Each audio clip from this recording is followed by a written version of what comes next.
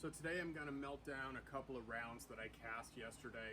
I'm just not real happy with them, and I'm kind of OCD like that. So these are gonna be used for YouTube coins. And like you can see on this one, it's got a little bit of a crater in there. And you know, I want this to be able to stamp really good.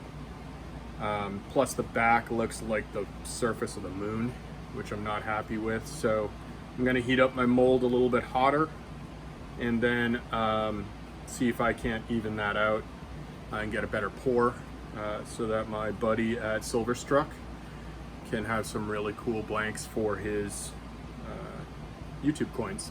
So here we go. So I use oxyacetylene torch with a number 2 tip. It's really small. It's almost like a jeweler's tip. It's made for fine welding. I like that because it keeps the heat super tight, and as you can see, I'm inside my garage, and I really don't want, you know, a giant flame and a huge amount of heat blowing all over the place. Number 1, always got an ABC fire extinguisher right nearby, some water, and yeah, try to be as safe as possible. I run my oxyacetylene at 10 and 5, so 10 pounds flowing on the oxygen, 5 pounds flowing on the acetylene. Again, that's like really small, but it's what I want to do here in my garage. When I use this thing for cutting or welding or whatever else, I got a bunch of other tips and I just crank it up. It's gonna get loud, so I'm gonna put the heat on the mold and then start melting down that blank and see if we can't get a better pour. So here we go.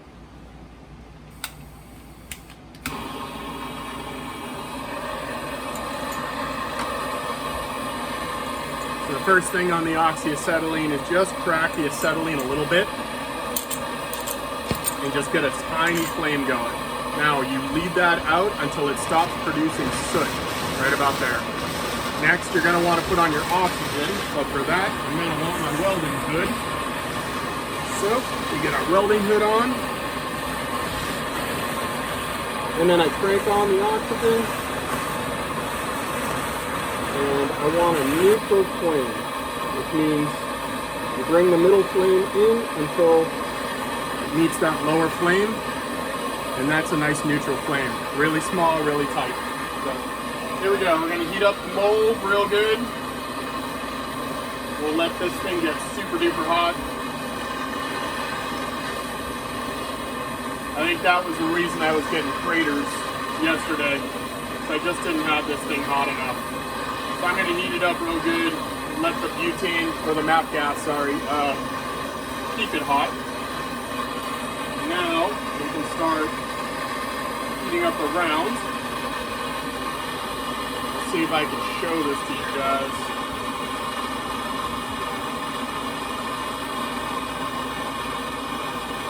I will say the oxyacetylene makes really fast work of this. Compared to doing it with MAPP gas, as you can see, it's already starting to liquefy and cool. Trying to do that with MAPP gas would take you 3 or 4 minutes. With oxyacetylene, what is that, 30 seconds maybe? And I'm gonna let it get real hot and get a nice pool going. So let me put it back in the fire bricks.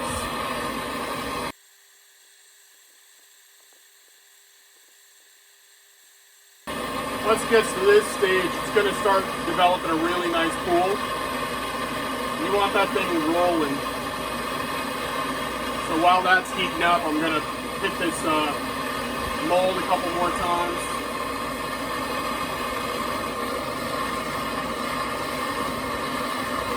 It's staying real hot. It's still got a good pool. About ready to pour. Give it another 10 or 15 seconds.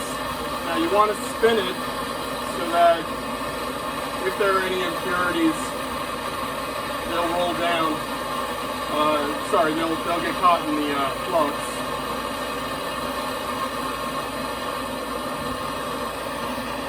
Always heat the tip of the crucible before you pour.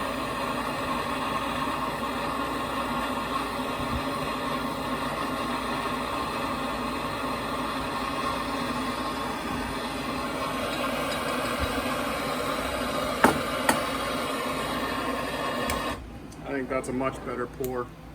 Let's see what the bottom side looks like. The mold was a little bit far away.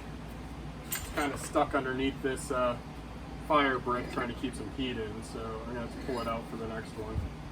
I can already tell you the top of it looks a lot better.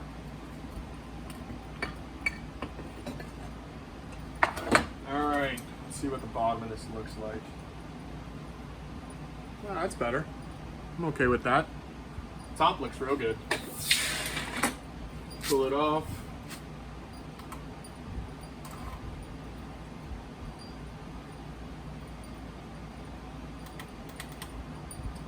Put in an ounce Troy. Dry it off. I'm way happier with that. Some nice ripples in it. Once that shines up in the tumbler, it's going to be great. All right, on to a couple more. All right, so I'm going to remelt another one. This is also another 2-ounce round, and it's got just too much of a divot there for that for the stamp to press good. Plus the back again, a little bit of a moon crater, and I just hate it. So I'm going to make sure that that mold is scorching hot. Pretty sure that's where I'm seeing my problem. So I've already poured 3, and it's down to 350 degrees. I want it like 450 or more. So I'm going to crank some heat on that thing and just keep going back and forth between the mold and the round. So let's see if we can't make this thing better.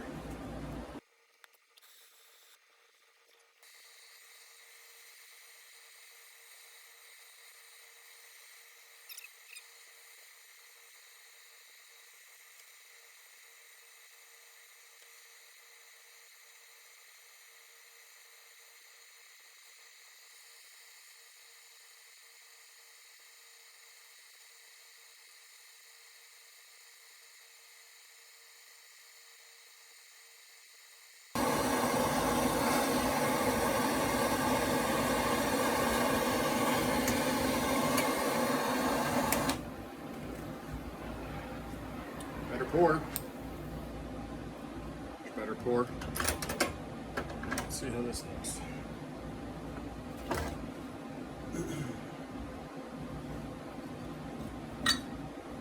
Oh yeah, much better. Much better back, much better front. That one will be a nice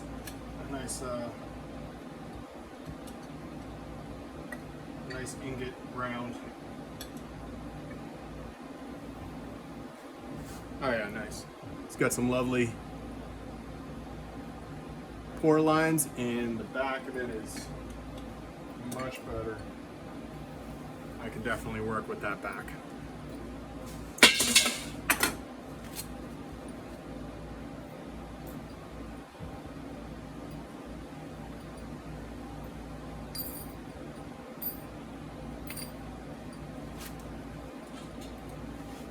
Let's weigh it out. See where we're at.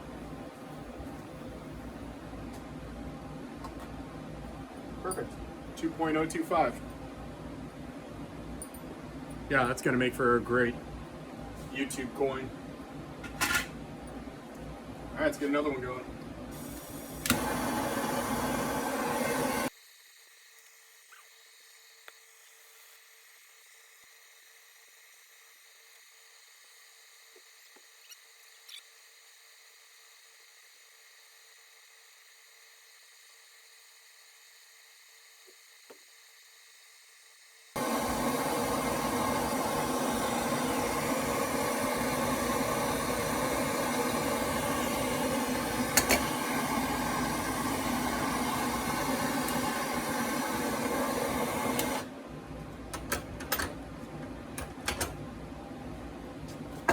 How many else's wives think they're crazy with these hobbies?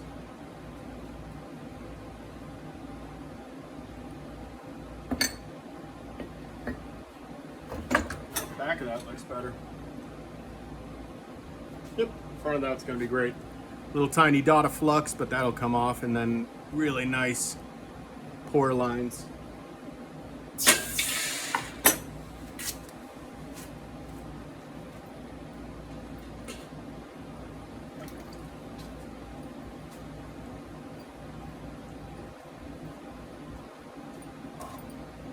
Perfect.